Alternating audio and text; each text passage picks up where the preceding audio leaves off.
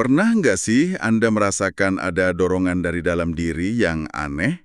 Semacam bisikan yang mengajak ke arah yang, nggak benar. Padahal rasanya itu bukan datang dari diri Anda sendiri. Jadi kayak ada konflik internal gitu. Tapi sumbernya terasa dari luar. Selamat datang. Hari ini kita akan coba bongkar tuntas sebuah konsep dari sumber-sumber yang Anda berikan. Konsep tentang adanya musuh yang nyata, tapi seringkali ya tidak terlihat. Setan. Misi kita kali ini adalah untuk memahami berdasarkan ayat-ayat suci yang Anda bagikan, siapa sebenarnya dia. Bagaimana cara kerjanya, apa tujuan utamanya, dan yang paling penting, gimana cara kita menghadapinya. Dan ini poin yang penting sekali di awal ya.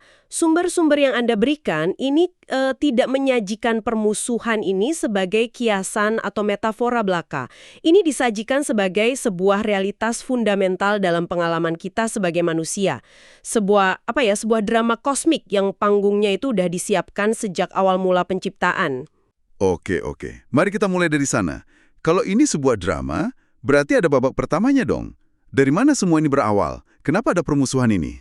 Semuanya kembali ke momen penciptaan manusia pertama, Adam. Sumber-sumber Anda menceritakan bagaimana Tuhan memerintahkan para malaikat untuk bersujud kepada Adam sebagai bentuk penghormatan. Semua patuh kecuali satu figur, iblis. Dan alasannya ini yang menjadi kunci dari segalanya. Apa alasannya? Kesombongan murni.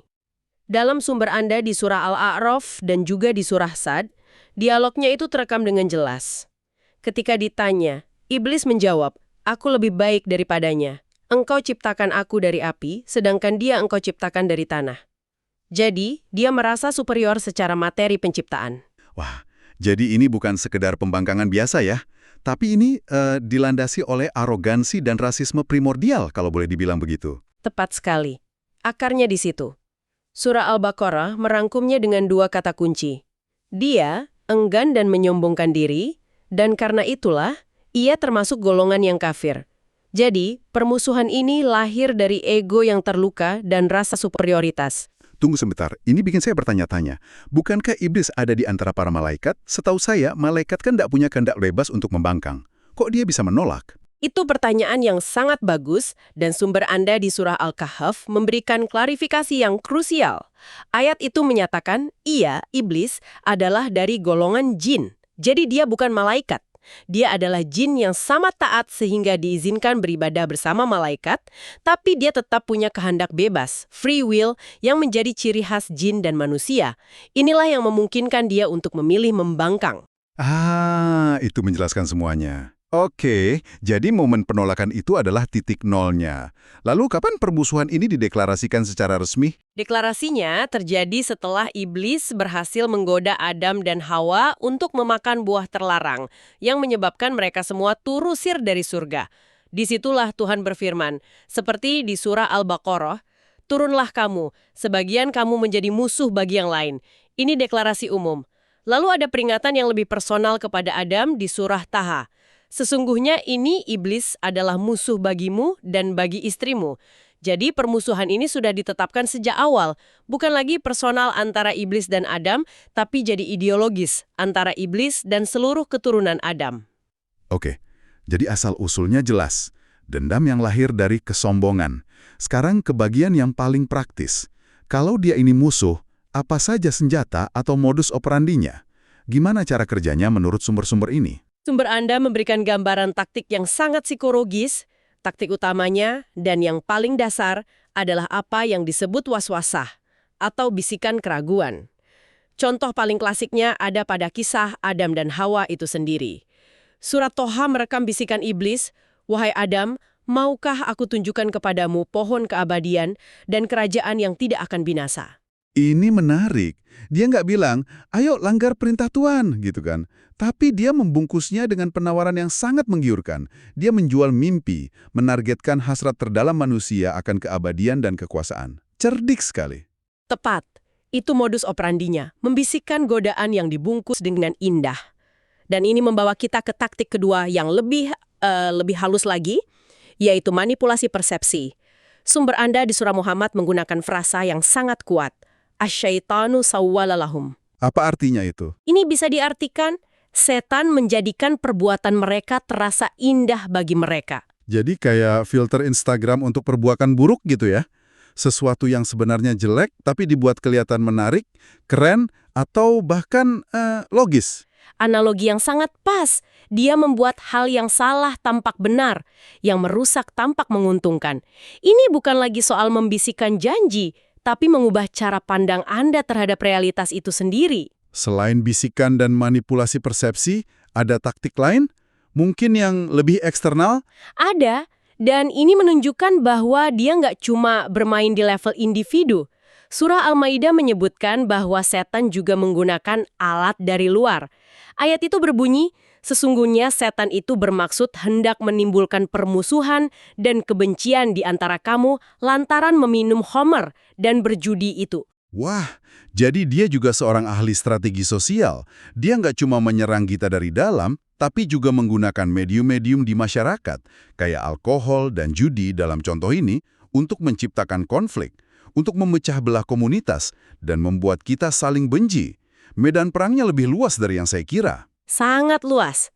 Dan ada satu taktik lagi yang merangkum semuanya, yaitu janji-janji palsu. Surah An-Nisa menggambarkannya dengan sempurna. Setan itu memberikan janji-janji kepada mereka dan membangkitkan angan-angan kosong pada mereka. Padahal setan itu tidak menjanjikan kepada mereka selain dari tipuan belaka. Dia adalah penjual mimpi kosong, menjanjikan kebahagiaan instan atau kesuksesan tanpa usaha, yang ujung-ujungnya hanya kekecewaan. Jadi kalau dirangkum, taktiknya canggih banget. Mulai dari bisikan personal, manipulasi persepsi, pemicu konflik sosial, sampai janji-janji palsu. Semuanya menargetkan kelemahan psikologis kita. Hasrat, ego, keserakahan, dan juga ketakutan. Dan yang lebih rumit lagi, dia tidak bekerja sendirian. Ini dimensi lain yang krusial dari sumber Anda di surah Al-An'am. Di sana disebutkan adanya setan-setan dari kalangan manusia dan jin yang saling membisikkan perkataan indah untuk menipu. Artinya ada kolaborasi. Ada manusia yang perilakunya sejalan dengan misi setan dan mereka saling menguatkan. Pertempuran ini tidak hanya terjadi di dalam kepala kita, tapi juga di lingkungan sosial kita. Oke, ini membuat saya berpikir, untuk apa semua usaha yang begitu terencana dan gigih ini? Apa endgame atau tujuan akhirnya? Apa sih yang sebenarnya ingin dicapai oleh setan?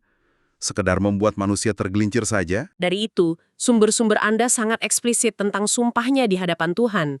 Ini adalah deklarasi perang total. Di surat Sad, iblis bersumpah, demi kekuasaan engkau, aku akan menyesatkan mereka semuanya. Semuanya. Itu ambisi yang luar biasa besar. Dan sumpahnya itu diperinci lagi. Di surat Al-A'raf, dia berkata, karena engkau telah menghukum saya tersesat, saya benar-benar akan menghalang-halangi mereka dari jalan engkau yang lurus. Dia memposisikan dirinya sebagai, perompak di jalan kebaikan. Dia akan menunggu di setiap tikungan untuk menjegal manusia. Lalu, apa hasil akhir yang dia inginkan dari semua penjegalan itu? Ayat selanjutnya di surah Al-A'raf yang sama menyebutkan tujuan spesifiknya, agar engkau tidak akan mendapati kebanyakan mereka bersyukur. Ini dalam sekali maknanya. Targetnya adalah membuat manusia menjadi makhluk yang kufur nikmat, selalu merasa kurang, cemas, nggak pernah puas, dan pada akhirnya melupakan sumber dari segala nikmat itu. Jadi bukan hanya mengajak berbuat jahat, tapi memutus koneksi rasa syukur kita kepada Tuhan. Tepat. Dan dari situ, tujuannya jadi lebih jahat lagi. Bukan hanya menyesatkan, tapi merekrut. Surah Fatir menyatakan ini dengan sangat gamblang. Setan itu hanya mengajak golongannya supaya mereka menjadi penghuni neraka yang menyala-nyala. Dia nggak mau jatuh sendirian. Dia ingin membangun partai atau pengikut untuk menemaninya. Ini benar-benar gambaran musuh yang punya visi dan misi yang jelas. Jika semua benang merah ini kita tarik, apa inti dari misinya? Memutus hubungan antara manusia dengan Tuhannya. Surah Al-Mujadilah menggambarkannya dengan sangat kuat. Setan telah menguasai mereka, lalu menjadikan mereka lupa mengingat Allah. Kelupaan adalah gerbang utama menuju penyesatan. Ketika manusia lupa pada Tuhannya, pada sumber kekuatan dan kompas moralnya, saat itulah dia menjadi paling rentan terhadap semua taktik yang sudah kita bahas tadi. Mendengar semua itu, jujur saja, musuh ini terdengar sangat tangguh ya. Dia licik, gigih, punya rencana, taktik, dan tujuan akhir yang jelas. Pertanyaannya sekarang, Apakah manusia dilempar ke medan perang ini dalam keadaan, tidak berdaya? Apakah kita dibiarkan tanpa pertahanan? Ini pertanyaan paling penting, dan jawabannya menurut sumber-sumber ini adalah tidak sama sekali. Justru sebaliknya, sebesar apapun ancaman dan kelihayannya, manusia telah dibekali dengan pertahanan yang jauh lebih kuat. Kuncinya ada pada kesadaran dan pilihan yang kita buat. Oke, pertahanan seperti apa yang kita miliki? Pertahanan pertama dan yang paling fundamental adalah pemahaman bahwa otoritas setan itu sangat terbatas. Banyak orang mungkin berpikir dia punya kuasa untuk memaksa, tapi sumber Anda di Surah An-Nahl menegaskan, sesungguhnya setan itu tidak ada kekuasaannya atas orang-orang yang beriman dan bertawakal kepada Tuhannya. Tidak ada kekuasaan. Maksudnya gimana tuh? Artinya, kekuatannya hanya sebatas godaan, bisikan, dan ajakan. Dia tidak bisa memaksa, dia tidak bisa menyeret seseorang untuk berbuat dosa. Dia hanya bisa mengetuk pintu dan menawarkan sesuatu yang menarik, tapi kita yang memegang kendali penuh untuk membuka pintu itu atau mengabaikannya. Ini diperkuat lagi di surah Al-Isra, di mana Tuhan berkata langsung pada iblis, "Sesungguhnya hamba-hambaku, kamu tidak dapat berkuasa atas mereka." Jadi dia punya pengaruh, tapi tidak punya kuasa. Itu perbedaan yang sangat besar. Ini berarti kita punya kekuatan untuk memilih. Tepat sekali. Berdasarkan pemahaman itu, sumber-sumber ini kemudian menjabarkan langkah-langkah pertahanan aktif. Langkah pertama, dan yang paling dasar, adalah kesadaran itu sendiri. Kembali ke surah Fatir, setelah menyatakan setan adalah musuh, ayat itu memberi perintah. Maka anggaplah ia sebagai musuhmu. Anda kan nggak bisa melawan musuh yang tidak Anda akui keberadaannya? Langkah kedua apa? Setelah kita sadar ada musuh. Langkah kedua adalah secara proaktif meminta perlindungan. Ini disebut isti'adzah. Ini bukan sikap pasif, tapi tindakan sadar untuk mengaktifkan perisai. Contohnya, surah An-Nahl memerintahkan, apabila kamu membaca Al-Quran, hendaklah kamu meminta perlindungan kepada Allah dari setan yang terkutuk. Ini adalah persiapan mental dan spiritual. Lalu bagaimana dalam kehidupan sehari-hari? Nah, disinilah langkah ketiga menjadi sangat relevan, menghindari jejak langkahnya. Peringatan ini diulang berkali-kali, salah satunya di surah Al-Baqarah. Janganlah kamu mengikuti langkah-langkah setan. Konsep langkah-langkah ini cerdas sekali, setan jarang sekali langsung mengajak pada dosa besar. Jadi ini bukan tentang tiba-tiba melompat ke jurang, tapi dibujuk untuk jalan pelan-pelan ke tepiannya. Mirip seperti argumen slippery slope ya. Persis, dia memulainya dengan langkah kecil, satu kebohongan kecil yang dianggap remeh, satu kali menunda ibadah, satu pandangan yang tidak pantas. Kewaspadaan terhadap langkah-langkah awal inilah yang menjadi kunci pertahanan, mencegah kita tergelincir lebih jauh. Oke, jadi sadari musuhnya, aktifkan perisai, dan waspadai langkah-langkah kecilnya. Adakah benteng yang lebih permanen? Tentu, langkah keempat adalah membangun benteng zikir dan sholat. Ingat, tadi misi utama setan adalah membuat kita lupa pada Tuhan. Maka penangkal langsungnya adalah dengan terus mengingatnya, zikir, dan menjaga komunikasi lewat sholat. Inilah yang secara efektif membatalkan misinya. Sholat dan zikir menjaga koneksi kita tetap hidup dan kuat. Dan yang terakhir? Terakhir, ada sebuah konsep yang indah dari surah Al-A'raf, yaitu pakaian takwa. Setelah menyebutkan pakaian fisik yang menutupi tubuh, ayat ini menyatakan bahwa pakaian takwa itulah yang paling baik. Takwa atau kesadaran mendalam akan kehadiran Tuhan dalam setiap tindakan, perkataan, dan pikiran adalah perisai spiritual terbaik. Ia adalah pakaian tak terlihat yang melindungi batin kita dari segala serangan bisikan dan godaan. Jadi kalau saya coba simpulkan, kemenangan dalam pertempuran ini bukanlah tentang adu kekuatan fisik ya, tapi lebih kepada pertarungan kesadaran, pilihan, dan kepada siapa kita berpihak, serta meminta pertolongan. Pertahanannya sudah disediakan lengkap, tinggal bagaimana kita mau menggunakannya. Baik, mari kita rangkum dengan cepat apa yang telah kita bongkar dari sumber-sumber yang Anda berikan. Pertama, kita melihat bahwa setan digambarkan sebagai musuh yang nyata, yang lahir dari kesombongan dan dendam abadi terhadap manusia. Kedua, taktiknya bukan serangan fisik, melainkan perang psikologis yang canggih. Bisikan yang menargetkan hasrat, janji-janji kosong, dan kemampuan untuk memoles keburukan agar terlihat menarik. Ketiga, tujuan utamanya sangat jelas, memutus hubungan manusia dengan Tuhan, membuatnya lupa dan tidak bersyukur, lalu merekrutnya menjadi pengikut. Dan yang terpenting, poin keempat, kita sama sekali tidak berdaya. Justru sebaliknya, kita dibekali dengan perisai iman, kekuatan memilih, kesadaran, dan akses langsung untuk meminta perlindungan kepada Tuhan.